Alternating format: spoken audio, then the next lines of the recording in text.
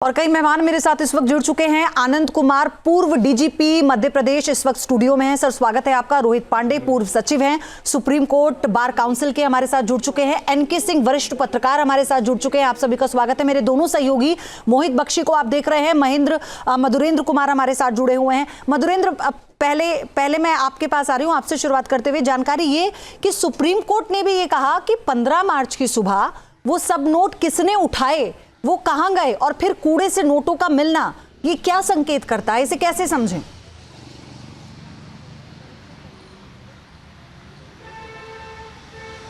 देखिए, इसे इस तरह से समझा जाए कि जो घटनाक्रम हुआ उसमें ये बात पूरी तरह से पुष्ट है कि नोट कमरे में थे, वो जले।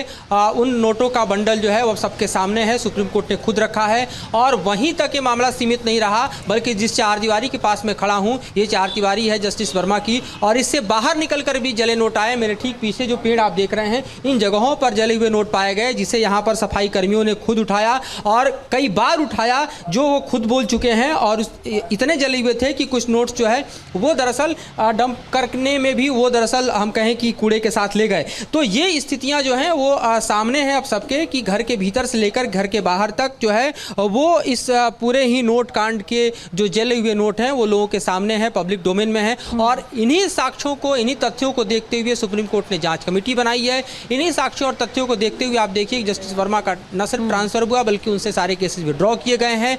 अब भले ही जस्टिस वर्मा सफाई दे रहे हों कि वो घर पे नहीं थे, उनका कोई लेना देना इससे नहीं है, कर्मचारी का रूम है जिसमें ये जले हुए नोट पाए गए, लेकिन ये सब कुछ अपनी जगह है। मामला अब जांच कमेटी के पास है, जांच के पास है, जांच की रिपोर्ट क्या आती है, कौन दोषी है, नहीं है, ये सब वीडियो जो जारी किया गया सुप्रीम कोर्ट की तरफ से, उसको देखकर जस्टिस वर्मा का जो बयान आया, उन्होंने जो कहा वो ये कह रहे हैं कि मैं तो बहुत स्तब्ध रह गया था क्योंकि ये मेल ही नहीं खाता उस जगह से। तो इसे कैसे समझा जाए, क्योंकि उनका बयान काफी दिनों बाद आया, जब तक उनका बयान नहीं आया था उससे पहले भी कई सवाल उठ रहे थे कि वो खुद आकर अपना पक्ष क्यों नहीं रख रहे हैं।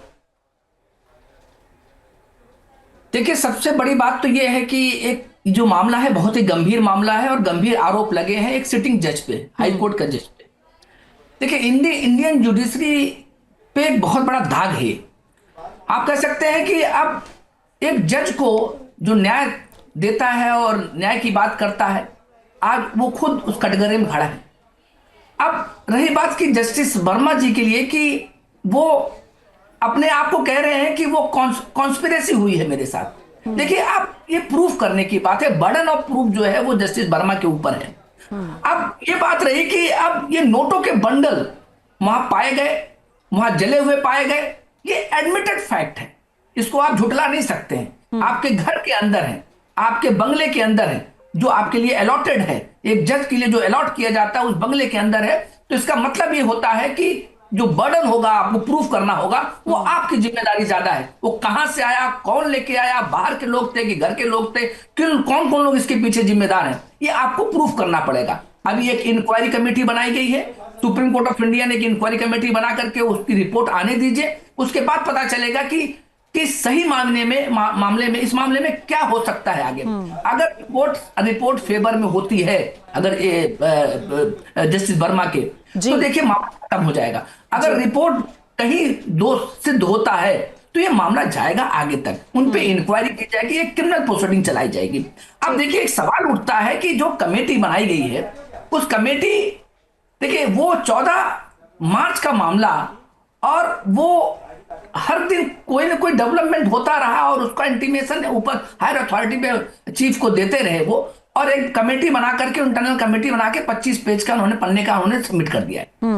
उसके बेसिस पे कमेटी बन गई।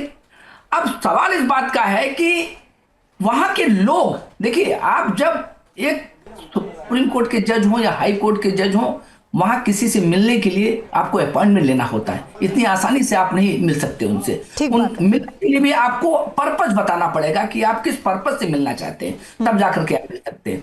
वहां मिलने का बस केवल वही लोग मिल सकते हैं, वही लोग जो रूटीन में वहां पे काम करते हैं, जो स्टाफ के लोग हैं, जो सिक्योरिटी गार्ड के लोग हैं, वही लोग हो सकते हैं। अब वहां पैसा आपका वहां उस स्टोर रूम में कैसे गया, स्टोर रूम खुला क्यों था? अगर किसी ने पैसा रखा और वो भारी मात्रा में नोटों का बंडल वहां पे बैग रखे गए हैं, तो उसे लॉक क्यों नहीं किया गया? और लॉक नहीं है तो उसका रास्ता, कौन लोग थे, क्या उसका सीसीटीवी में कहीं रिकॉर्ड है क्या? क्या वो लोग, जो लोग, कौन से लोग हैं जो उनके घर आते जाते हैं? और सुप्रीम कोर्ट ने भी इसी तरह के सवालों को पूछा है, जिस बात का जिक्र आपने किया। लेकिन मोहित, इलाहाबाद हाईकोर्ट बार एसोसिएशन ने इस मामले में एक प्रस्ताव पारित किया जिसमें इस रकम को 15 करोड़ बताया गया। 50 करोड़ की बात हो रही थी, फिर 15 करोड़ बताया गया। हालांकि अभी नोटों को लेके भी ये था, भाई अभी तो कूड़े के ढेर में भी मिल रहे हैं नोट। तो एक रकम को लेके भी कंफ्यूजन है। और सवाल ये है कि बहुत समय तक रकम ना बता पाने पर भी सवाल उठ रहे थे कि ये नहीं बता पा रही है जांच टीम कि कितने पैसे हैं, कितनी रकम है।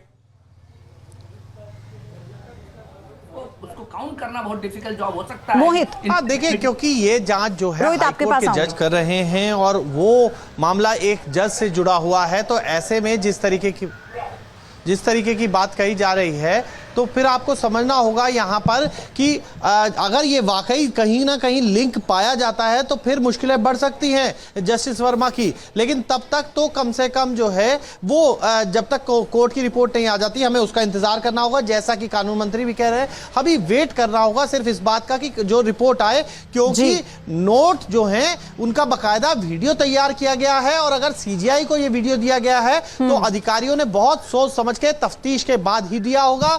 और जो वो कह रहे हैं कि मेरे घर का वीडियो नहीं है, वह उस लोकेशन का वीडियो नहीं है, तो उन तमाम पहलुओं की जांच जरूर ये कमेटी करेगी। और क्योंकि सबसे वीआईपी इलाका है ये लुटियन जोन का जो मेरे आसपास आप देख रहे हैं, तो यहां सीसीटीवी पग पग पर लगा हुआ है, चप्पे चप्पे पर सीसीटीवी है। यही सवाल है मोहित कि उसकी जांच में क्या निकल कर आता है। जिस मूवमेंट की बात जस्टिस वर्मा खुद कह रहे हैं कि वहां पर उनका जो सर्वेंट है, उनका जो स्टाफ है, उनका आना जाना होता है। लेकिन आनंद कुमार सर, सबसे बड़ी बात है कोर्ट के इस संज्ञान को आप कैसे देख रहे हैं? खुद कल वीडियो जारी किया गया, आप इसे कैसे देख रहे हैं? देखिए जी, प्रारंभ में ये जब घटनाएं घटी उसके बारे में कोई जानकारी प्राप्त नहीं हो रही थी जी। न सुप्रीम कोर्ट ने कोई जानकारी दी, न पुलिस ने कोई जानकारी दी, न फायर ब्रिगेड ने जानकारी दी। कुछ मीडिया में और सोशल मीडिया में अफवाहें फैल रही थीं, कुछ पता लग रहा था कि ऐसा कुछ हुआ है।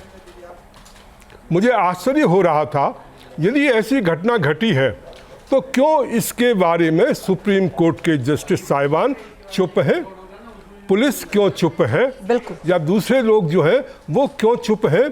कुछ ना कुछ किसी को बताना चाहिए था। लोगों में जो चर्चाएं चल रही थी उसका निराकरण या उसका सपोर्ट किया जाना चाहिए था, परंतु ये बहुत समय तक नहीं हुआ। मैं समझता हूँ शायद पहले, जो मुझे ऐसा लगता है, गलत भी हो सकता हूँ, प्रारंभ में प्रयास ये था कि इसको किसी ढंग से दबा दिया जाए, और वो दबाने के चक्कर में कोई कुछ बोलने को तैयार नहीं था। ये तो अब आप कल्पना करिए, जस्टिस वर्मा अभी भी मानने को तैयार नहीं है कि ये उनका है, उनके द्वारा किया गया पाप है, वो मानने को तैयार नहीं है। क्यों अपनी छीछा लेदर कराना चाहते हो? अरे तुम्हारे घर में इतना पैसा जो है वो मिल रहा है, वो आखिर कहां से आया? जी ठीक है, तो नहीं, और जिस टाइमिंग की बात आप कर रहे हैं ना आनंद सर, इसको लेकर तो सवाल ये था कि जस्टिस वर्मा क्यों नहीं अब तक सफाई दे रहे हैं? अगर वो बाहर भी हैं तो एटलीस्ट वो ये तो कह सकते हैं ना, वो तब भी ये कह सकते थे कि ये पैसा मेरा है, नहीं है, या ये साजिश है, क्या है इसकी ये जो टाइमलाइन है, इस पर मैं आगे आपसे बात करूंगी। न्यूज नेशन अब व्हाट्सएप पर खबरों की ताजा अपडेट के लिए न्यूज नेशन के इस QR कोड को स्कैन करें।